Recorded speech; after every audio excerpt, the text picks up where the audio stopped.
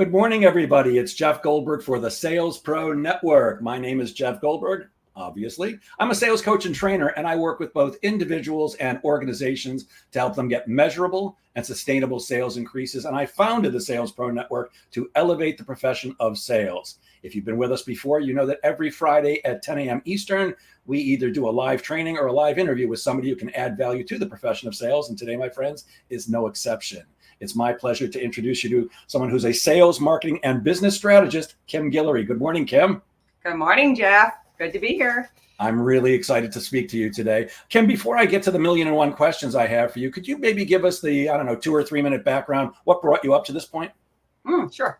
So I'm based in Louisiana, and I had 5 kids and not a lot of money and needed something to do and occupy myself. So I started a business in my backyard. That's how this started. I had a hair and tanning salon. I did hair and nails tanning. And turns out I paid the thing off in like 3 months, did extremely well, sold it, expanded, brought in a few other things, eventually got to ladies fitness. And then I moved into coaching, wellness, massage, kind of expanded that way. And the same thing in each of those industries, I noticed there was a lack of business training, sales, of marketing, and really understanding strategy. Because remember, I'm coming from a stay-at-home mom, didn't have a history or background in business. I just knew how to serve people extremely well and sell. Wow. Of course, now all I'm thinking of is, oh boy, I could use a massage, but maybe I'll get one of those later today. There's nothing like somebody else making, just pushing. Yeah. And I'm the type, I don't know about you, but I like it to one more millimeter and it's painful. I like a strong massage. It's funny how 5 kids will give you the impetus you need to do whatever you need to do. How old are the kids? Mike, I can tell you the years. I can't tell you how old they are because I keep forgetting, but it's somewhere from 30 to 42. From 1980, oh my God, 80, 83, 87, 88, 94. That's the years. It just happens. It's something like mom brain, but I can just tell you that what I've done is I've made a business of solving problems. So it was the next thing I needed for myself. I live in a rural area across from a crawfish lake in front of a hayfield. And these are things that I wanted and they weren't available. And I thought, well, if I pay for it, I bet someone else would pay for it. I like that. So why is it that you're so passionate about sales? Oh my God. Now I'm passionate about sales. I actually resisted it for probably the first 15 years. I didn't want, it was uncomfortable. I didn't want to do it. I didn't think I was good at sales until I got into the world that I'm in now, with the whole scaling, the 10X world, realizing being with $50 million a year coaches and hanging in those rooms, I realized that was my secret to success. I knew how to sell because I believed in the product. I believed in myself. I knew I was going to deliver. I knew their money was safe with me, but I never saw it as sales. I saw it as service. It was just the way for them to get what they wanted. Does that make sense? So whenever someone would talk to me about sales or it was learning, I was like, oh no, I don't I'm not here for the money. And I still hear that so often, but even the background, the environment, we're pretty poor. It's a pretty poor state. And so it was kind of looked down upon, if it's not about the money, money won't make you happy. It's not all about the money. And that's coming from, I love working. And so I got a lot of flack about that, as if I was doing it just for the money. And so that kind of turned me off for sales in the first few years. It's just not what I thought. But now I'm passionate about it because I believe it's the avenue to get what you want and to help people get what they want. We are always selling ourselves. We're going to sell our kids on brushing their teeth, going to school, making good grades. I've got to sell my friends to come to the movies with me or to come to the spa to, it's go for the weekend. We're always selling ourselves. The other thing is selling is coaching. Coaching is selling. I realize that now that I've been coaching since 2012. I was like, oh, it's the same process. Hey, how you doing? How can I help you today? Oh, would this work? Why not? What would work? Okay, let's get started. The 5 steps to sales, the sales process is the same thing in relationship. It's everything. I just see the whole world from sales. You're passionate about sales too, so I'm sure you're getting what I'm saying. It's it's everything. Yeah, we're selling all day, every day, whether we know it or not. And, I appreciate you saying that, your mentality, you came from a poor state and people kind of frowned on anybody who had some money. I think so many people do, though, have a bad impression of sales, of what sales really is. And for the most part, they think it's about lying, cheating, stealing, doing and saying anything you need to take somebody's money away from them. But I like what you said a few moments ago. Selling is really serving. Selling is really taking care of other people in a way that they go, I need some more of that. Let me give you some money. I almost think it's kind of like a drug dealer. Here, try some of this. Oh, you like it? Great. Now pay me. And there's nothing wrong with money. You know, I think we have some misconceptions, and a lot of them are deeply ingrained, like money is the root of all evil. That's not even the quote from the Bible. It's the love of money is the root of all evil. Money is not evil at all. And you said something else, which I can't resist commenting on. You know, money does not make you happy, but not having money makes it much harder to have the clarity of mind to choose happiness. I've had money and not had money. It's a lot easier to go around whistling all day when you're not worried about your car being repossessed or you're getting kicked out of your apartment or whatever the situation is. Would you agree? Those two things I heard this week twice, like so often.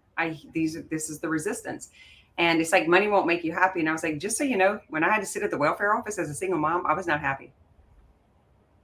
Like I'll just shut that down as quickly as possible, because I can't afford to go there, because my mentality and my wanting to serve and please God and not break the rules and, you know, give of myself, like it was so strong and it's so deeply rooted that if I hear it too often, it'll kind of start to unsell me. And I have to come back to remembering, like, no, this is not helping anyone.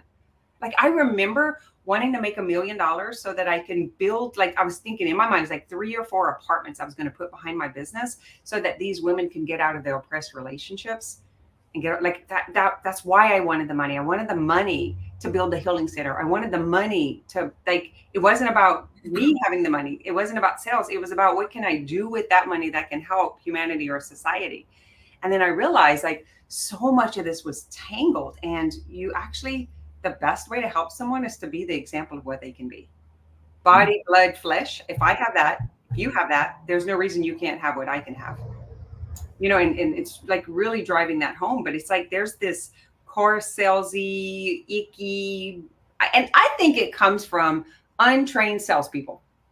Like it's just ignorant, immature salespeople. And that was their experience. I love being sold up. Like, I mean, it's almost like an addiction to have like a good salesperson take me through the sales cycle. I'm just like, oh my God. And, you know, I'm in Grantsboro, so I'm sitting I'm in home office at least once, twice a month, sometimes 3 times. So his sales guys are well trained. And I'm so disappointed when no one comes and like sells me up. It's like, I know I don't need anything. I know you can see my account, but I love being taken through the sales process because it shows me my limitations. It shows me, like, by watching my own mind when they're making an offer, where I am still limited, where I'm still in disbelief. I'm addicted to that breakthrough, that growth cycle. You know what I'm saying? Like it's, but so yes, this is the smile of recognition. Yes, I know exactly what you're saying. I love a good sales pitch. I hate the word pitch, but I love a good sales pitch. And whenever somebody's trying to sell me something, I'm always listening with 2 sides of my brain. One is, what are they trying to sell me, and can I actually use this? And the other one is, oh, they're doing a terrible job, or I wouldn't have said that, or that was brilliant. And I've actually had situations where I've gotten to the end where somebody's trying to sell me, and I'll say, I'm actually a sales coach. Would you mind if I give you some feedback? And I'll tell you this one quickly. I had 2 young guys from Australia trying to sell me a service, and all the way through, they were doing a great job. And I was really interested in what they had to offer. And the other side of my brain was saying, oh God, these guys are doing exactly what I would be doing if I was trying to sell me this. And they got to the end where it was the price, and they completely choked. They got nervous. They got hesitant. They were almost apologetic. You know, we know this is a lot of money, but in my mind, I'm going, are you kidding me? You had me like a fish on a hook, and you're blowing it right now. And I actually asked them permission, and they said, yeah, we do have that. We feel we charge too much. I'm like, you got to get past that, guys. I think instead of me buying what you have, you need to give me a little money so I can help you. But yeah, I do. I love listening to a great salesperson. I want to get back to you, but I'll tell you this very funny. Do you remember Ginsu knives? Yes. So for those who might be too young, Ginsu knives used to be all over TV commercials. You know, it can slice a piece of paper. It can make the thinnest tomato slice. I think it was an Asian chef. I don't remember in the commercial, but it was all Ginsu knives. I started my sales career with Encyclopedia Britannica. selling Botanica door to door. And one of the things we used to do was set up displays in various places. And one time I had a display in a Sears store, and right across from me, a guy set up a display of Ginsu knives, and he attracted a crowd of like 30 women. And I could not not listen. He was so brilliant. The talk that he gave, again, I hate the word pitch, but it really was a pitch. I actually bought a set of Ginsu knives because he was so damn good. So yes, I love sales, and I love people who do it well. And I think what you said before is true. Years and years ago when I started, there was way more, I don't even know what to call it, scumbaggery. I think there's less today. There are still unscrupulous salespeople, but I think the internet has changed everything. And I think more people are on a level, but we still have a bad reputation, and it's up to people like you and me to champion the cause. And that's why I founded the Sales Pro Network, to actually elevate the profession of sales and have it gain the respect that it deserves, because nothing happens until something gets sold. You've been doing life like me. You've been doing this a long, long time. What's changed over the last 30 years? I think the awareness of business owners, like really, they are realizing that they're having to develop and train their people. Like I'm talking about someone like me that I'm not sure your history, but I worked for someone for like 6 months. Like I tried it. It was a terrible experience. Turns out I shouldn't be working for people when I was younger, for sure. And so I was 20 when I had a job, and I wish they would have developed. I wish they would have developed me. I wish there would have been some sort of drive. Even in school, I wish I would have been understood, because I'm an avid learner as an adult, but as a kid, it was just a horrible experience. Same thing with working with someone, right? So now I have my own business and I do extremely well, I need help. And so I kept hiring people thinking I thought it was hiring me. I had no idea what I was bringing to the table. So I just thought everyone thought like me, right? This unconscious bias, and we just see things the way that we see things. Turns out they have to be developed. I didn't know that. And that was my first, I had a second location. I ended up selling it to the employee. I was like, just take it, just buy it. Because I don't know how to handle people. I don't know how to do this. So that's one thing that is, I think now we're really stepping into leadership and development. We see that, like I work with wellness companies, and it's like the chiropractor office, the dental office, med spas. Our people have to become salespeople even though it's the wellness industry and they have a hard time with money, they have an oath to serve and not take advantage of. So when we're talking about breaking through all this stuff, I have my hands full. And then I'm telling them, like, we also need to get your staff trained. So I go to the business owner and I was like, I want to work with you for 90 days. Like I need 8 to 10 sessions to bring you back into belief and expand even beyond that and why you got into this to start off with. So I need to be able to open that up. And within 90 days, I want to have your entire team on board so that we can elevate them. So whenever we can elevate them, everything's going to go up. The revenue's going to go up. We're going to teach them how to make more money without you paying them for the same thing. And that's by them actually participating in the sales and marketing process. And then that is going to bleed down to the next generation. So we don't have to go and save the world. We actually just need to help the middleman. And whenever they elevate they're going to naturally elevate the next generation. And then we get to keep expanding. So that's like my vision when I go to them. And I'm seeing that as what is different and what has changed is there's more ethics in the workplace. There's more development. There's more investment. And I'm speaking from my perception and the people that I work with. And, we're very 10X minded. I feel like I'm partnered with Grant and Brandon with the mission to 10X companies. I'm kind of right in between what the two of them do. And when I go to the company and start infusing the information, the understanding of sales being a relationship with your customers, and when the front desk has that, when they truly understand how to communicate by learning the sales process, that 5 steps will teach them how to communicate, how to relate, how to get what they want, and also help the customer get what they want, put them into agreements. Everything just starts elevating. We're looking like 66% income increase when we start developing the minds of the people. That is what I see has changed. I'm happy about it. I wish I would have known it 10 years ago. I had no idea that existed. So I might be behind times. I might be saying something that you're like, we knew that 20 years ago. But I'm in a rural area. I don't have leadership to follow. Like I actually don't have an influence, anything here that would have showed me different. I just figured out how to make millions of dollars across from a crawfish lake in front of a hayfield. Like ignorant, like I just knew how to serve people. Very simple. It's like I want something, you might want it too. This is what it would cost. What do you think? Almost like a what do they call that when the town gets together and you create this farmers market, a co-op kind of, it's almost like that, it's like just very, very small minded. Took me 8 years to go online. I was like, no one's going to buy anything. They need to see you in person. I'm so brick and mortar mentality. And to move to this online world, what I'm noticing, like what took me 8 years to cross, we can now get people in a year to 2 years. So that has definitely changed. Everyone needs to be a marketer. Everyone needs to be a salesperson. Everyone needs to be personally developing, because we didn't really develop in school. College didn't do it. High school didn't do it. And I had a recognition a couple of years ago, felt really like kind of mind blown by this. And I was like, holy smoke. I did not take responsibility.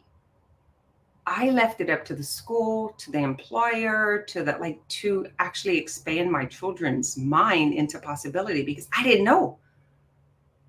I limited them by my limitations. Well, now I have 12 grandbabies, and my kids are pretty resistant to, because most of them, they're kind of already set in their mind and the jobs and the way they see the world. But I was like, I could bypass you and get to those grandkids. So I've brought my oldest to the real estate summit, bringing them to business stuff. They're following some of these guys online. We have one that's doing pressure washing, one that's doing metal buildings. My little granddaughter's bringing lip balm and jewelry in her mom's hair salon. And so it's like we're starting to infuse it. My granddaughter that graduated last year is going to esthetician school.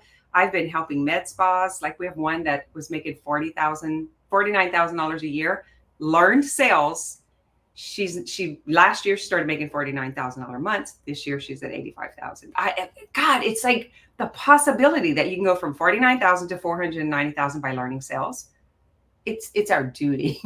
It's our job and duty to share that and explain it and reduce the resistance to the sales.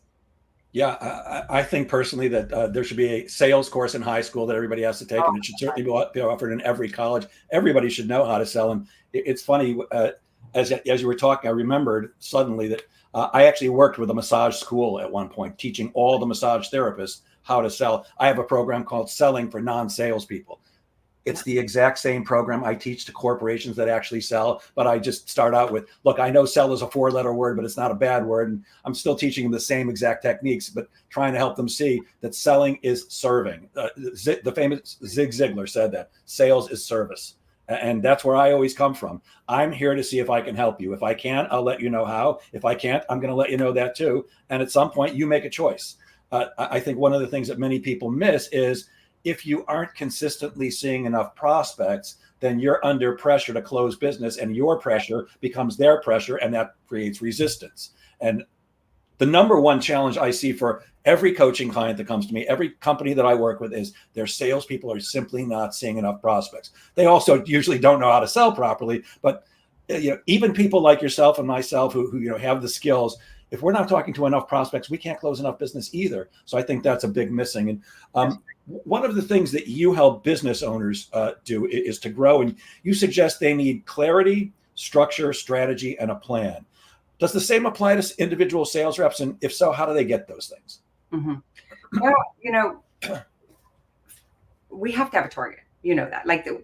And I believe our driver has to be attached to that. Driver, just by meaning what drives you.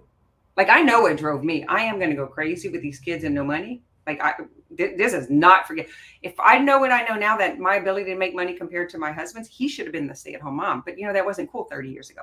I swear, he's way better nurturer, grocery shopper, kid.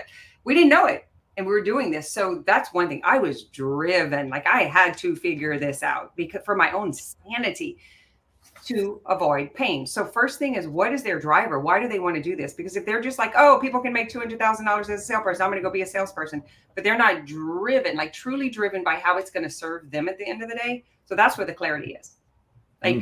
Got to have the drive. If you don't have the drive when it gets hard, because sales are hard, you're going to get a lot of no's in order to get good at what you do. And so, man, you kind of get beat up. And it's so easy to get unsold. Wouldn't you agree?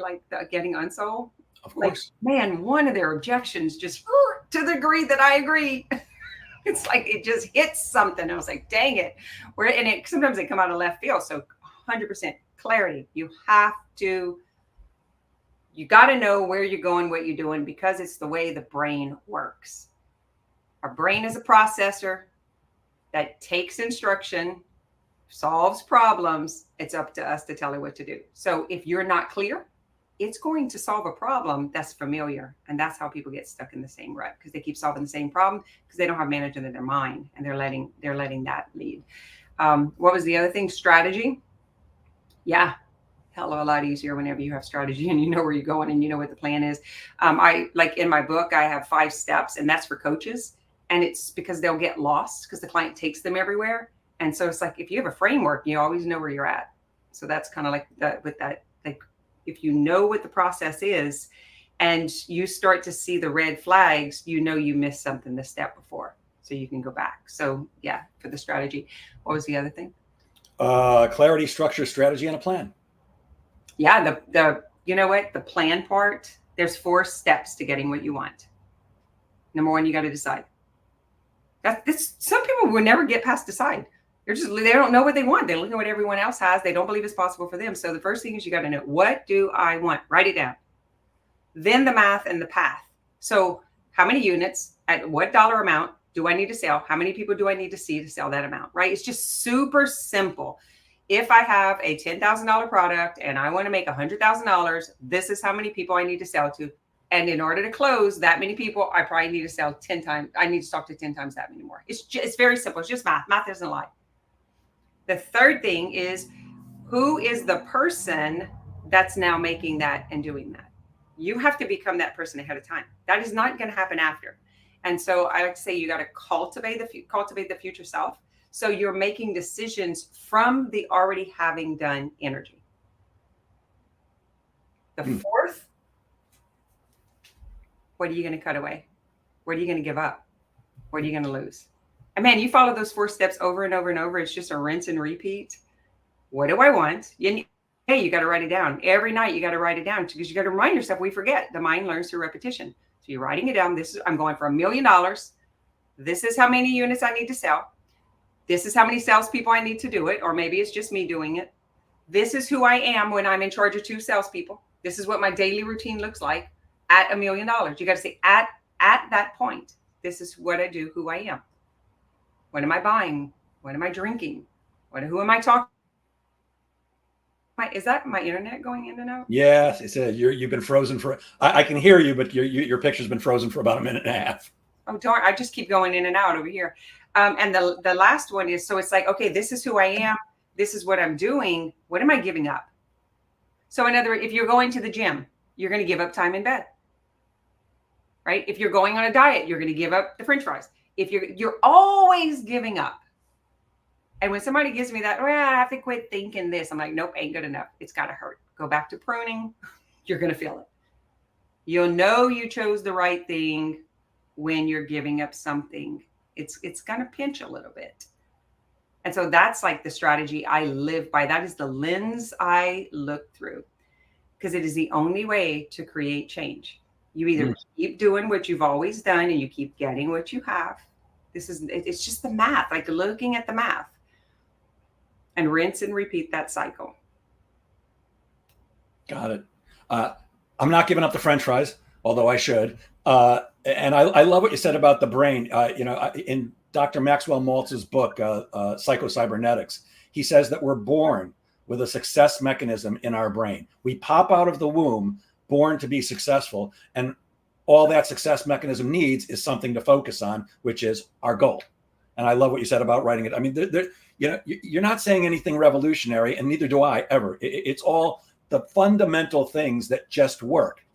I often say that you don't need to be a rocket scientist to be successful in sales. You just need half a brain. But if you have half a brain and you follow the things that make people successful, you too will be successful.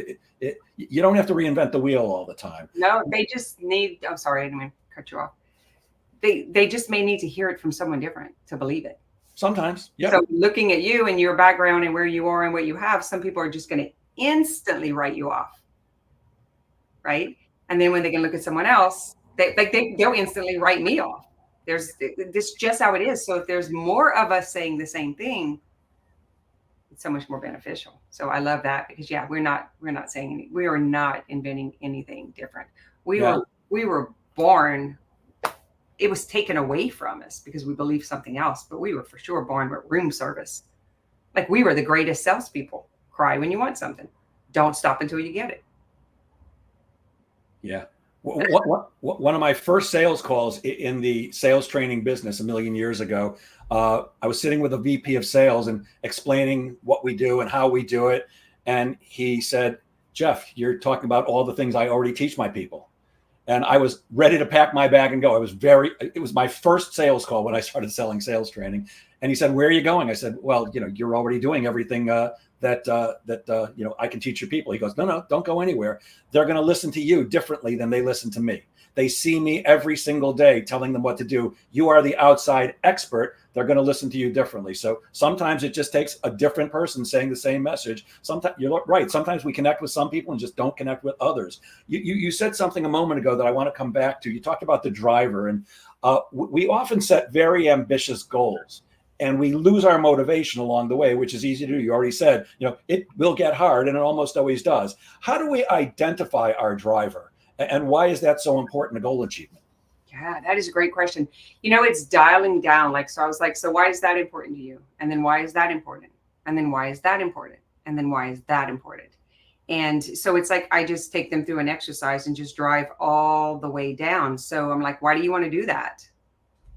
Okay. And then, it'll kind of start off with because I want them to get this, because I want them to get that, because I want to see that, because I want to. And if you keep going and keep going and keep going, it will ultimately lead to either safety or satisfaction for yourself. And man, when you can get there, and this was like selfishly unselfish, right? Because it was like my pain was from watching people in pain, watching people not have their life. But that was my pain as a child, not having what I need, right? Like it was mine. So yours is mine, mine is yours. But when we can actually be transparent about it and put it out there and see it, and it's like at the end of the day, the bottom of that questioning and that driver is to avoid pain. Really think about it. I was scared to death of boredom. I was so afraid of boredom. And my brain, I have a very quick brain. I'm super creative. I have a lot of thoughts. I love to problem solve. You could say I'm addicted to problem solving, which eventually becomes a problem, right? And so it's like sitting on an airplane, looking out the window, not going anywhere. So when you're going 500 miles an hour, it's just that, as an entrepreneur and in business and with a creative brain, the world, it takes a long time for that seed to turn into a plant. and it's like everything else seems so easy, up to that point. So that's the challenge, is how can we find something where we keep getting that hit, but then we stay within the perspective of the whole of what we're trying to achieve, where it's not all work. It's like, wait, it's all work because of what I'm going to get from it, which that's where everything else comes in. So that driver, to me personally, and I mean, I've worked with lots of clients and companies. If they ain't got the driver, it is really hard for the discipline, the commitment, the grit, the fortitude. That stuff will lack, because I make the driver survival, because my brain, we can tell our brain anything we want. It's kind of a dumb butt. And it's always listening. It's always listening, and it believes us. So if I tell my brain I'm going to die of boredom, it literally, I can solve that problem and I can find something to do. If I tell it that, if we don't make this sale, I'm not going to have enough money to pay the bills. I've got to make the sale. We can fabricate urgency, is what I'm trying to say. Use that with your driver. So what is the driver, and what will happen if you don't get it? What if you die without ever doing that? So I just kind of pushed them all together. It's found that connection. And there was this moment, this switch, where I realized, really understanding the mechanism of the brain, the motivational triad, we got this very powerful organ that we don't know how to use, and it gets us anything we want. And when we can tie that to our driver, for whatever reason, even if we have to fabricate until we get it, just to get to that point and to stay in the game, I think that's it. Because you probably talk to a lot of entrepreneurs, I would imagine, right? If they're salespeople. Yeah. So we all have ambitious goals, but do we all know why we want it? Is it important enough? And will it maintain? Because sometimes you got to change it up. Like I'm saying, I was trying to save women.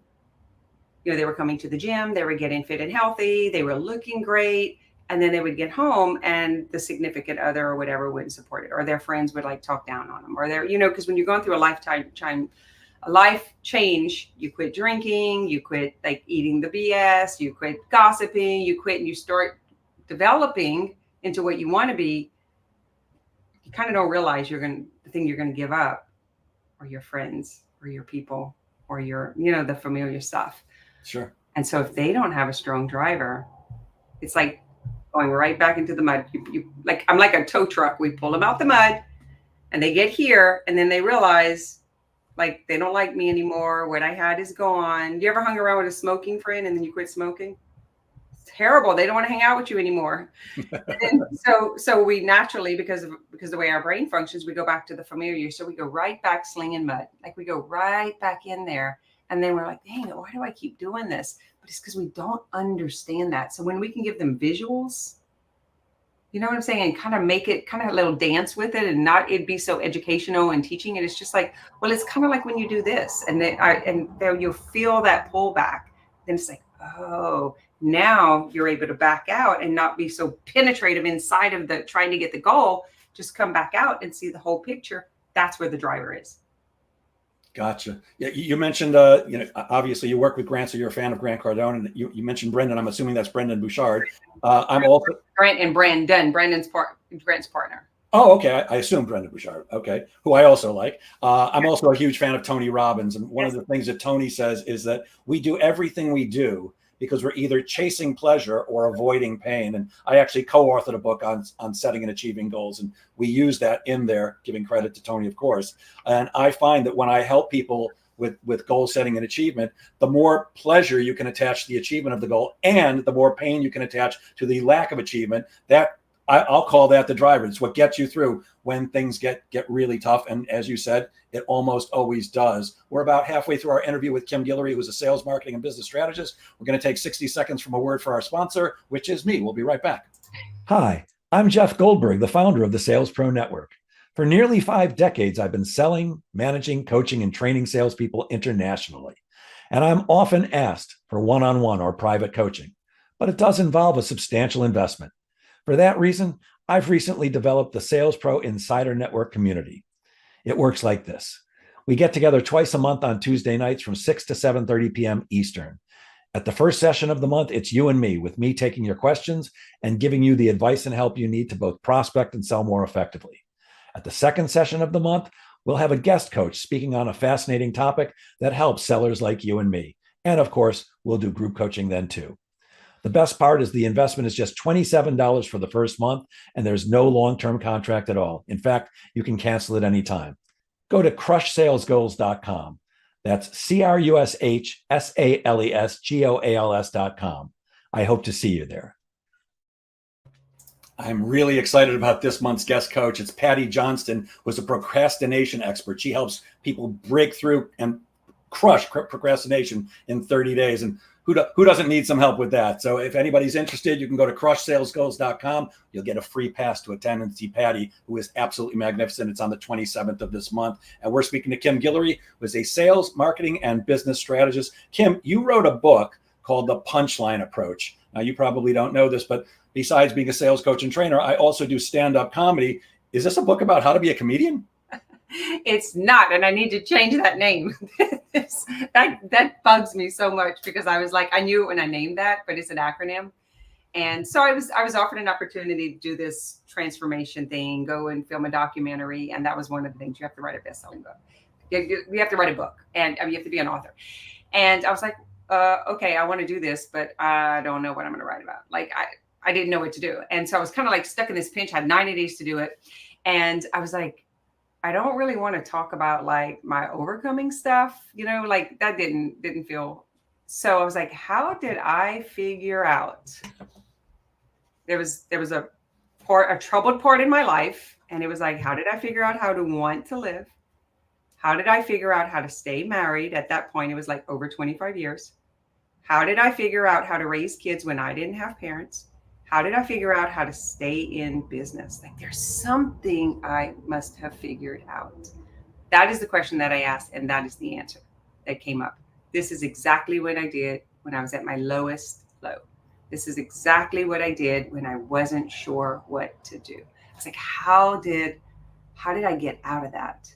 How did I get out of this? And so each letter is a step, which I've already covered quite a bit of it in our conversation, so it would sound familiar. And the result of the punch, which I was kind of in a no BS mode whenever I did that, because I was like, it was like kind of in that driver mode. And it's living your life's legacy as an integrated being on all levels: mental, emotional, physical, occupational, financial, relationships, in your natural essence, like that baby that came out, that fighter that came out, like the seed that's within you, as Emerson would say, like your natural essence, untainted, without the indoctrination, without someone else telling you what's the natural essence of what you contribute to the world.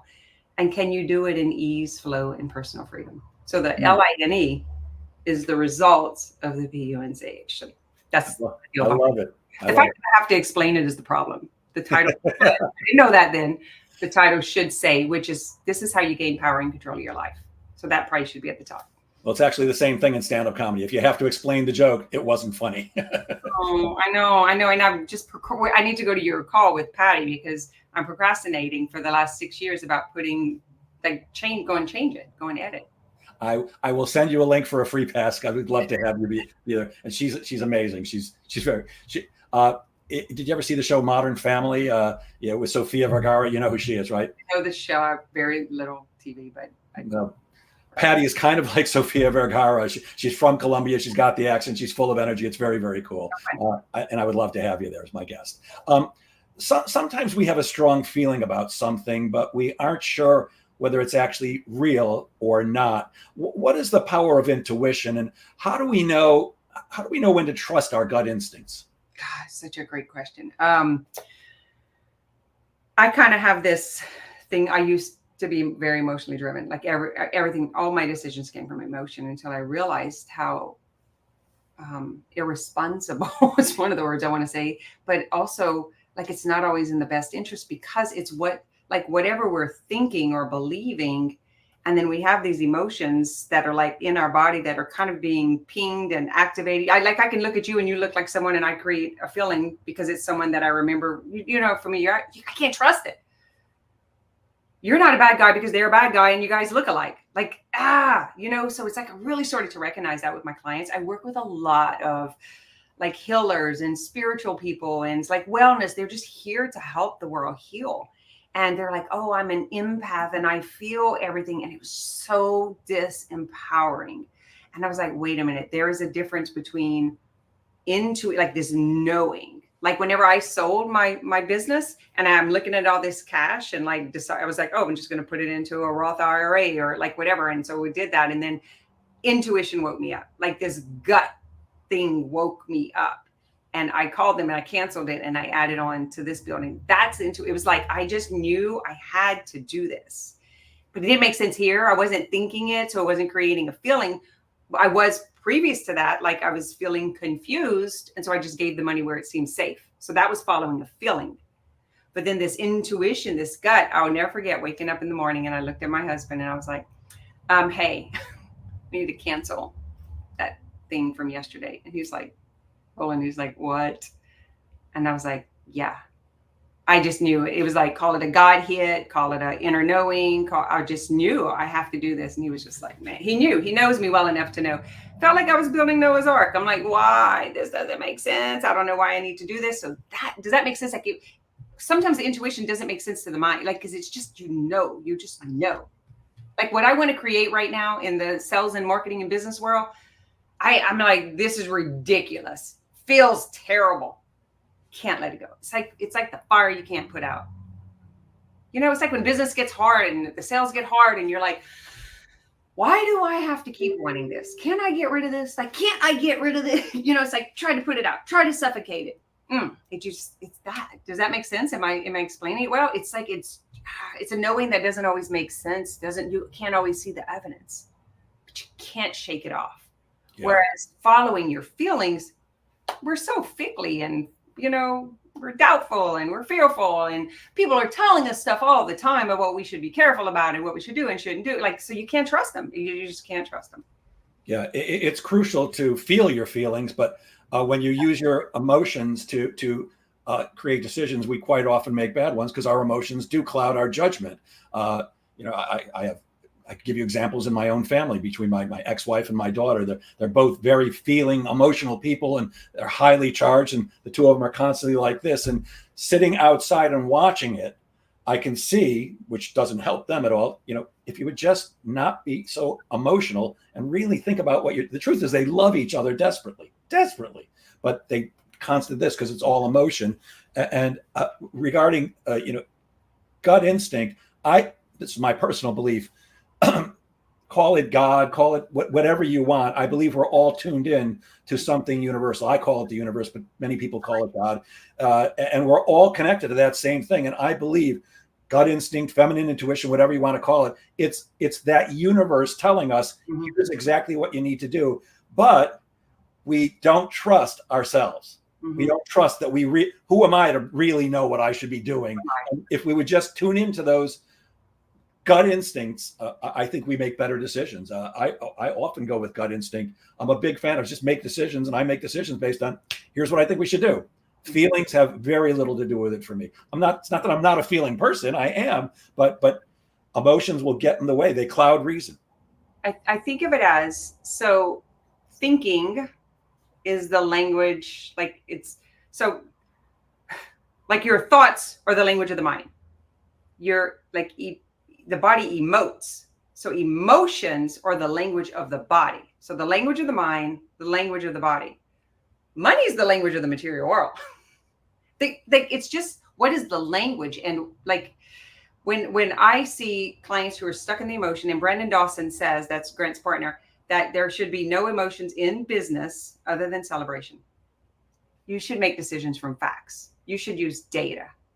And for salespeople, you're in the sales process and you're feeling uncomfortable, you're trying to avoid discomfort, then you won't actually help them get what they want because you're trying to self-preserve.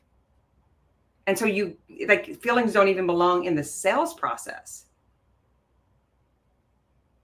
Because then you're it's to get the facts, get the story. The very first thing, the P of the punchline approach is presence. And it's the first thing you got to do is get facts.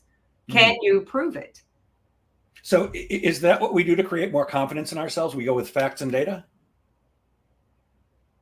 It's definitely helpful compared to how I feel, because listen, you ever went to bed feeling really, really excited and you wake up and didn't want to get up?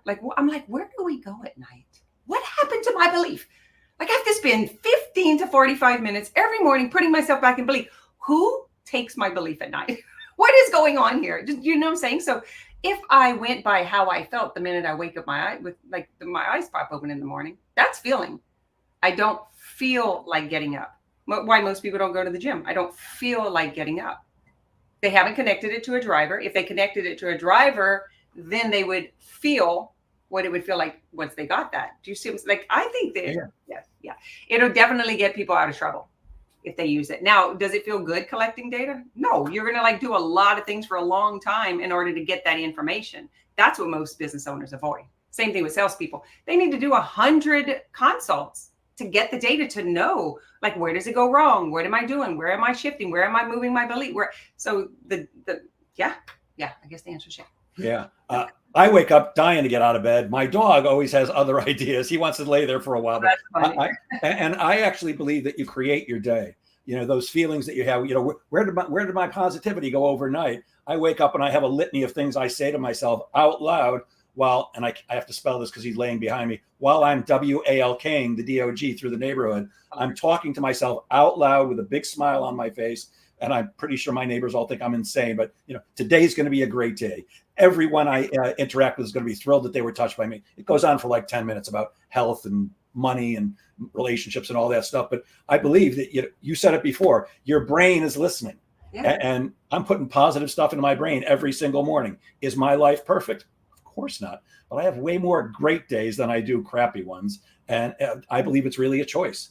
You choose to let circumstances rule you, or you create your circumstances. There you go. But it's not, in other words, I'm saying it's not natural. We train ourselves. I don't just like wake up out the blue and just like, oh, because the mind learns through repetition. So exactly what you said is what I'm saying. It's like, I have to load that information. Yeah. I'm responsible for loading that information. And it's such a big resistance to writing and saying goals in the morning. And I'm like, you're like, okay. You're either going to program yourself for success, or the robot is going to take over. Because we've all, look, from a very young age, we've learned stuff, and we believe it's true. Whether it is or isn't is besides the point. And it's up to us to take responsibility and shift those things so that we see that success is truly possible for most of us if we just think the right thoughts and take the right actions. That I'm a big fan of the law of attraction, but the thing that they left out in the books and the movies and all that stuff is, yes, you have to think the right thoughts, and yes, you have to feel the right feelings, but you also have to take massive action. $1 million is not going to fly out of the sky just because I see $1 million flying out of the sky. Mm-hmm. Sometimes we get confused, and it can often overwhelm us. And you actually suggest that we should normalize confusion. When I read that, I was like, I got to ask her about this. Can you explain that one to me? Why should we normalize confusion? Because whenever you resist it, think about it. Like, so you're confused. I'm like, yeah, you should. Like, great. Let's look at why you're confused. That makes total sense. Of course you're confused. You're lacking information. You either have incorrect data, misinformation. Like, yeah, I'd be confused too. If I was a new business owner, if I didn't know the sales process and I was banging out the phone and doing calls and being told no, I would be very confused. That's like, yeah, that's normal. 100%. Like, yeah, what else? I wonder what else. And whenever I start asking that, then we move into curiosity. And curiosity is the answer to expansion. Mm. And so, yeah, let's normalize and neutralize. It's the second step of the process in the punchline. And like, I've got like several different ways to teach this stuff, because we've got different kinds of students, and they also quit. Like you said earlier, like we hear our teachers, our mentors so often, we often check out and we don't get it. And we think we heard it already and we think we knew it. And so I have to come up with a new way to say it, And then, or someone else will say it a new way and they'll come tell me about it. I'm like, oh. So yeah, confusion, like for sure. Yeah, you should totally. Shouldn't anyone who's new in business, who's never done it before, be a bit confused? 100%. And you mentioned that you wrote your book because of a personal development program you were in. I've been doing personal development stuff for over 50 years. And there was a program I was involved with for 10 years. And one of the things they said was confusion's a very high space. It's actually a place where you should expect to be. Yeah, and there's nothing wrong with it. There's data in there. Let's go extract the data. I want to ask you about something else, because you use this to 10 times your business. What's the difference between inspiration and necessity? So, like I can be inspired by you. Inspiration, right? I can see something that inspires me. Inspiration is great because it brings up a feeling. And we take action from our feeling, right? Feelings drive, or emotion like drives the action. And so, oh, I love being inspired. Like, that's great. Necessity is like our brain's mechanism is to survive, right? It's necessary. It's necessity. I think you can come from a different action. So that's what I'm saying. We can fabricate that. Mm. Got it. We really are in control. Like, we really can use this in a way that benefits us. And there's a part of people that instantly, it's like, I'll say, the only problem is your memories. Like, if you didn't have memories, you wouldn't have problems. And they're like, what? And I was like, we can extract those. Like, we can wipe them out. Like, we can do the unconscious work, boom, close the door. And they're like, well, then I won't be who I am. I'm not giving that up. See, what was the fourth step? You got to give up something. Just not French fries. But that's necessity. Like, it is necessary to give up. It's inspiring to watch someone else, but it is like, I think it's just a way to kind of, this is all a game, right? But we weren't taught the rules. No one gave us the instructions, I feel like the punchline approach is the user's manual. Kind of like raising children. Nobody gives you instructions. And listen, even if you got instructions for the first one, the other 4 are different. Even the 12. So I got 5 kids, 12 grandbabies. That's 17. None of them are alike. Like they're driven by different things. They like different things.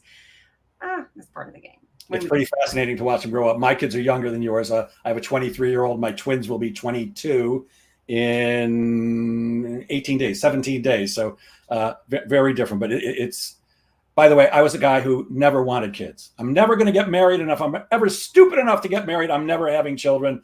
Meet a woman, fall in love. She wanted to have kids. And I figured, okay, it'll be somebody to watch cartoons with. Who knew that kids are the greatest thing in the world? But watching them go from, baby to toddler to young adult, and now where they're, my twins just graduated college. My other one graduated last year and has a great career. It's astounding to watch them grow into the humans that they are. We're running out of time, and I've got 18 million more questions. Why do we so often focus on what's going wrong, and why is that detrimental to our success?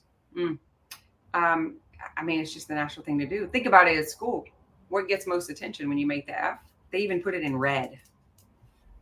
Like we're taught, it's like the other thing is the brain is a problem solver. So it's always looking for the problems. That's why you got to fabricate it to solve the problem that you want.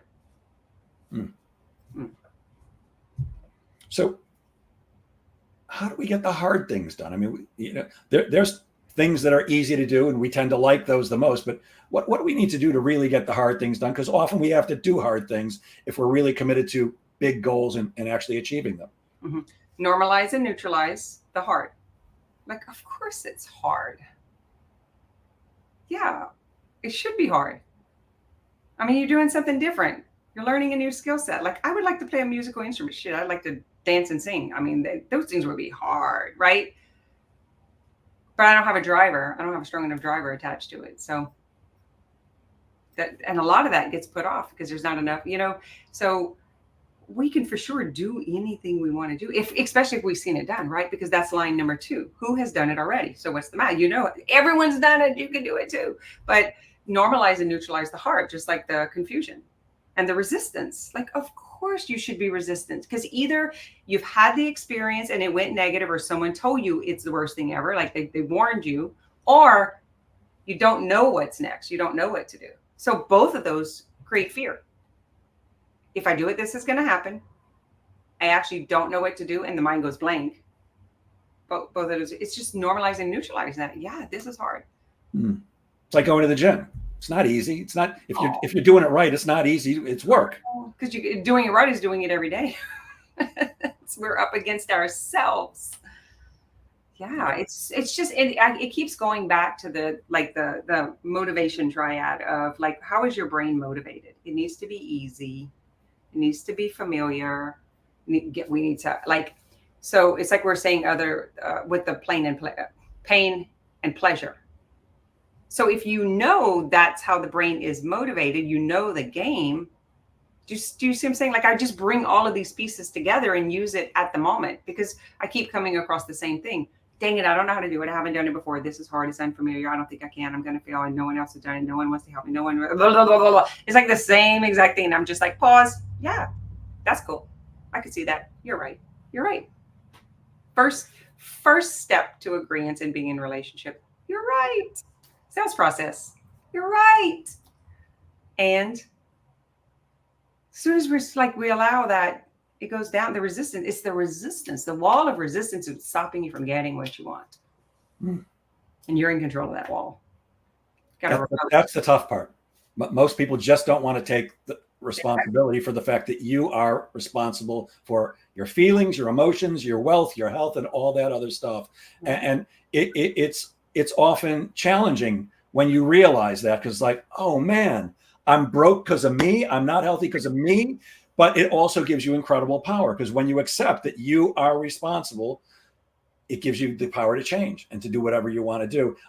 Again, we're running out of time, and I wanted to make sure we get this one in. You have a number 1 client attraction strategy that you says this beats out all others. What's your number 1 client attraction strategy? Yeah, it's genuinely wanting to serve and build relationship. It's a deep interest in people. it's curiosity and interest, and what else? And it's it has served me for 30 years. You know, I've never like dreaded a day at work, which is crazy because I dread a lot of things. Like I dread grocery shopping. I dread a lot of things. I love grocery shopping. There was a time I did because I got away from the kids. So I did. Kim, I love it because as an adult, I can get whatever I want. Yeah. I'm not that little kid going, Mommy, can I have that cereal? No, I love that. But go ahead, please. Yeah. Yeah. It's like, it just makes it easy.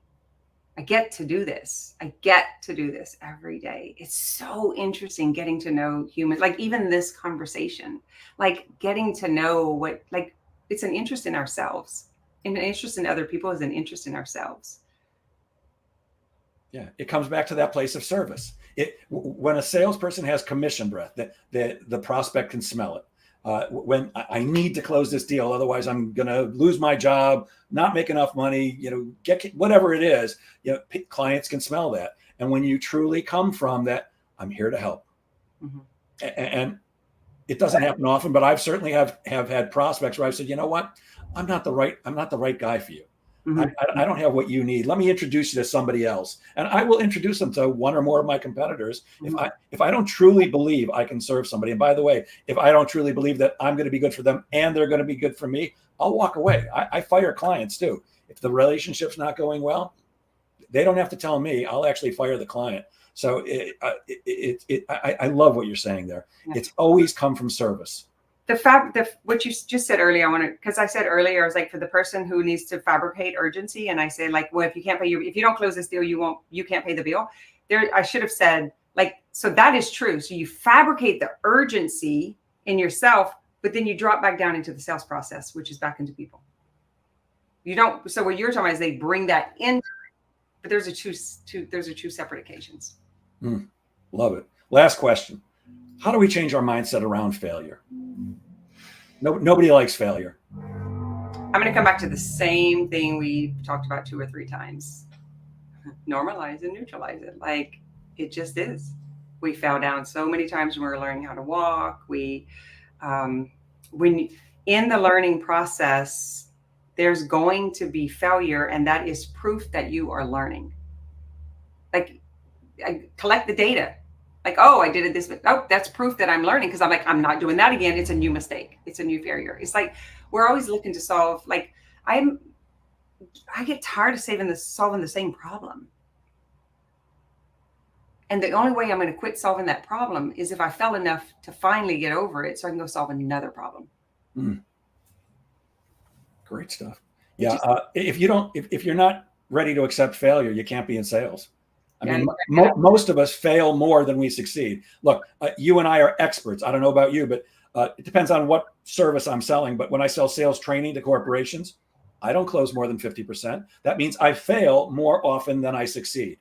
But I know that failure is part, because X amount of failures is going to lead me to X amount of successes. So I always say that yes is my very favorite word in sales, but no is my second favorite word. And it's a very, for those who are listening to this podcast, you won't see this, but if yes is right here, no's right below it. Everything else is way below. And we have run out of time. Before we go, Kim, if people want to reach you, how can they get in touch with you? If they want to talk to you or find out about your services, how can they get in touch with you? KimGuillory.com is my website. Super simple. I'm on all social media channels. It is my name. I did send the thing. I forgot. Did you get it? Didn't get that one. Kim at KimGuillory.com, or Kim at KimGuillory.com is my email. Kim Guillory is my website. I do have a podcast called More Than Mindset. I'm on YouTube. I say just Google, send me a message. I'm very personable. Like I'm going to answer it. You personable? Come on. Kim, people who can see this know your name. Would you like to maybe spell your last name for those who are going to be listening on the podcast later on? Yes. Kim, Kim, Guillory, Guillory. There you go. Instagram is kim.guillory.com, because someone took it. KimGuillory.com is her website. You can find her there. Kim, thank you so much for generously sharing your brilliance with us today. And I will end as I always do. Gang, please remember that sales is a game of making things happen. So get out there and make sales happen. Have a great weekend, everybody. Have a great weekend, Kim. Thanks a lot. Thank you.